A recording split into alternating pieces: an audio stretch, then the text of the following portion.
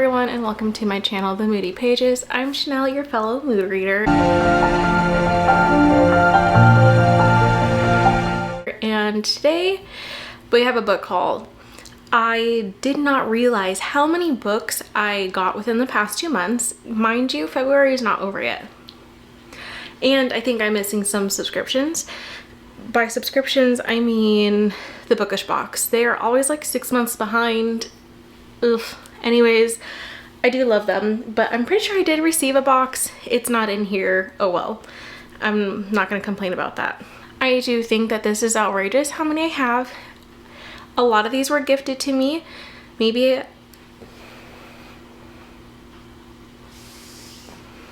a few were gifted to me. Okay. And then some of them were spur of the moment purchases because my friend went to Wild and Windy. So 2 of them are just spur of the moment purchases. Anyways, okay. I just wanted to throw a disclaimer out there though, because this is excessive to me. I feel like it's excessive. I do not purchase this many books in a month. I do have a few book subscription boxes, but I don't think it's that bad. This is like in no particular order, but I'm gonna start with the Wild and Windy books that I got. My friend Kelsey went. Her Instagram is Bookish Kelsey. She is like my best friend. Anyways, let's go ahead and start.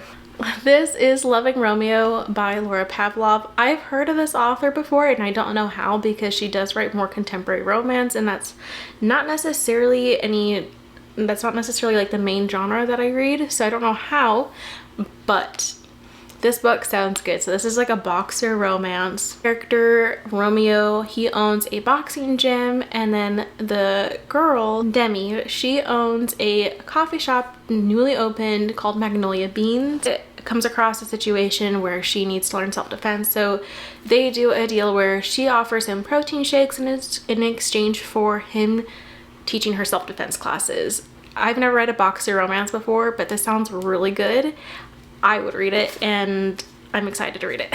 Okay, next book is Ghosts of the Canyon by Michelle Mankin. This is another book that she got Wild and Windy, and this is giving like Woodstock vibes. It's a historical romance because it does take place in like 1969. There's 2 main male characters and 1 female main character. It's a love triangle situation, rock star romance.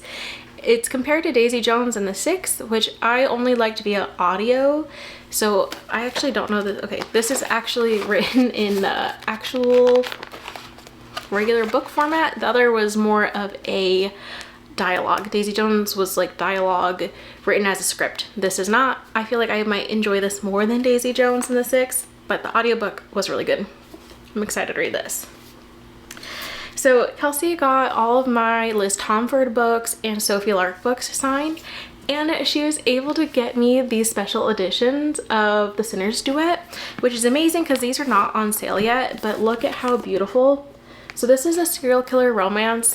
The main male character, the main male character's name is Cole. Him and like his rival, they are serial killers. They incorporate their victims and their art, and they end up both setting their sights on this girl named Mara.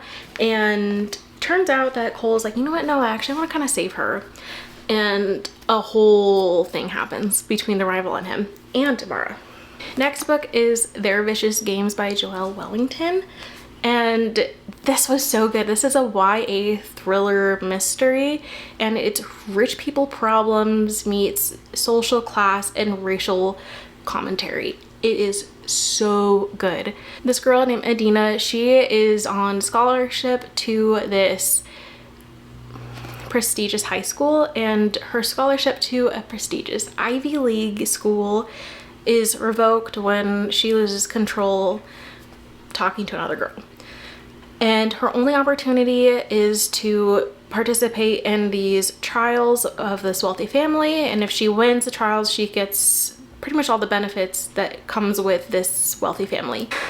I don't know what to say other than this is amazing. This is one of my favorite reads of last year. I picked this up yesterday actually because I needed a trophy book of it. Next book I got is my February book from Moonlight Book Box. This is stunning. It's Long Live by B.B. Lacey, and it's actually the 2 books in one. It's a duology. It's an epic fantasy. It's about like this girl that lives in a small village. She's trying to find peace and happiness, solidarity in her life after losing her mom and the boy she loves. And I think she's just on a little adventure to find that peace, and she runs into one of the elementals. There are 4 elementals. They had been sleeping for 1,000 years after a war with the humans, and she kind of gets tangled up in them and starts out finding a new adventure with them. So again, it's an epic fantasy. I don't believe it's a romantasy. If anything, I've heard it's like closed door. Okay, next book my friend gave me is Dempress by Anastasia Serrata. This book is just stunning. It's like a tarot romantasy. Page of Wands is supposed to become like immortal empress, and it's easier said than done because she has this really dark history and this like questionable relationship with the devil. And so we're just following like some tarot cards impersonated. I don't know, but it sounds really good. The cover is beautiful, so I'm excited to read it. Next book I got, this was sent to me by the publisher, which was really awesome. This is Echo Across the Sands by M.A. Brown. It's a traveler's novella, so it follows this, like, really this is like the back of the book, so I don't really know too much, but I was looking up reviews of it on Amazon to see if I could figure out a little bit more about it. The review says that this is a really good, bewitching story about forbidden love, pain, and sorrows. So I don't know, it sounds good. This book I got is from January Moonlight Book Box, so this is definitely out of order, but this is Worthy of Fate by A.N. Cottle. Kaya is marked by the gods to fight to be deemed worthy of their acceptance, life maybe, I don't know. But she is fighting for her life, and will she live or will she succumb to the shadows? But in the shadows there's a guy that's like, ooh, I found my mate, and it's her. So I don't know if this is a romantasy. I mean, just I want to read it because this looks beautiful. I don't necessarily know if I like the storyline, but I would read it because it looks pretty. Next book I got was Twisted Love by Anna Huang. I got this at a Galentine's book exchange, so this was gifted to me as well. This is essentially like a billionaire romance. This follows Alex Volkov. He is a very morally gray character. I remember really liking him. It kind of gave mafia vibes a little bit. I don't remember much of the main female character. I think that she was pretty unforgettable. Maybe it's just because I liked Alex a lot more. The rest of the series I remember more than this as well too. This is probably my least favorite out of the series. The next 2 books I got are The Dread Prince and The Dread Descendant. I got these for a book club that I'm a part of called Endlessly Well Read. You can sign up online, and each month you get to pick out which book you want sent to you, and they're signed by the author, which I think is amazing. So these are both signed, and this one came with a bunch of goodies thanks to the author. So the author also has these on her website, but I thought it was so cool that we got to get these as goodies in here. So lots of perks for being a part of this book club. Anyways, this series is as if Throne of Glass and Harry Potter had a baby. It's fan fiction, but rewritten just enough to be published. We follow this boy named Mal. He is super powerful. He gives me Tom Riddle vibes. Like, 100% he is Tom Riddle. The female, her name is Maeve, but I